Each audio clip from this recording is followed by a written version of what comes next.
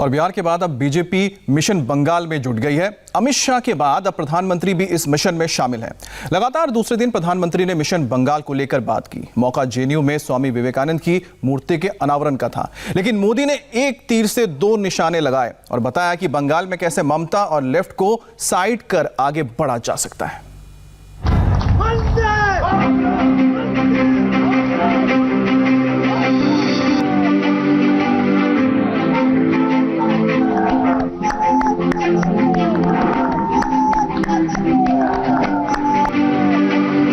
स्वामी विवेकानंद की मूर्ति का अनावरण यूं तो जवाहरलाल नेहरू यूनिवर्सिटी में हो रहा था, लेकिन प्रधानमंत्री नरेंद्र मोदी एक तीर से दो निशाने लगा रहे थे।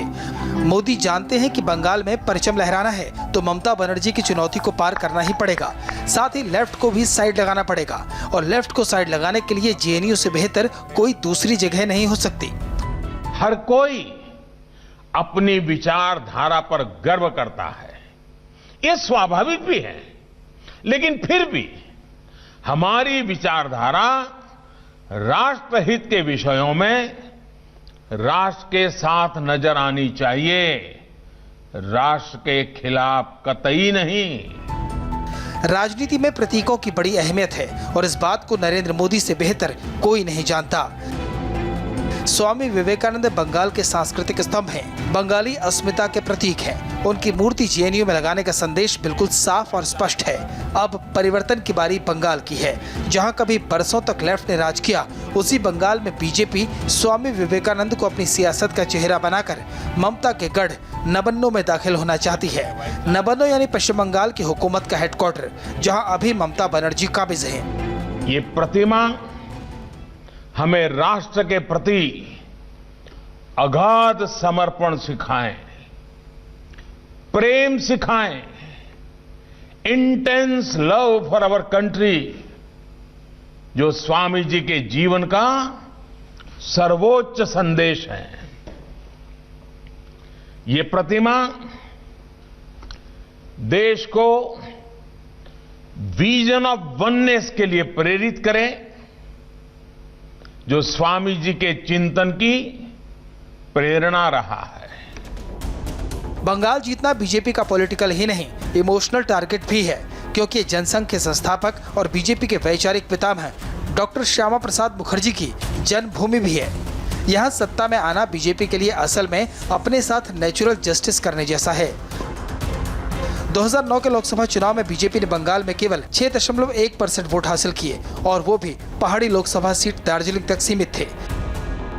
2016 के विधानसभा चुनाव में बीजेपी ने 291 सीट पर अपने कैंडिडेट खड़े किए, लेकिन जीते सिर्फ 3 और वोट मिले कुल 10%। 2018 के पंचायत चुनाव में बीजेपी टीएमसी के बाद राज्य की दूसरी सबसे बड़ी पार्टी बनकर उभरी। कांग्रेस और लेफ्ट की सीटों को मिला दें तो बीजेपी ने उससे भी ज्यादा सीटें जीती। लेकिन बंगाल में मोदी मैग्नेट का इफेक्ट 2019 के लोकसभा चुनाव में और भी क्लियर हो गया। 2019 के लोकसभा चुनाव में बीजेपी ने बंगाल में 18 सीटें जीती और 41% वोट शेयर के साथ बंगाल में बीजेपी नंबर 2 बन गई। लोकसभा इलेक्शन में बीजेपी 120 असेंबली सेगमेंट में नंबर 1 पार्टी थी। आज सिस्टम में जितने रिफॉर्म्स किए जा रहे हैं, उनके पीछे भारत को हर प्रकार से बेहतर बनाने का संकल्प है। आज हो रहे रिफॉर्म्स के साथ नियत और निष्ठा पवित्र हैं।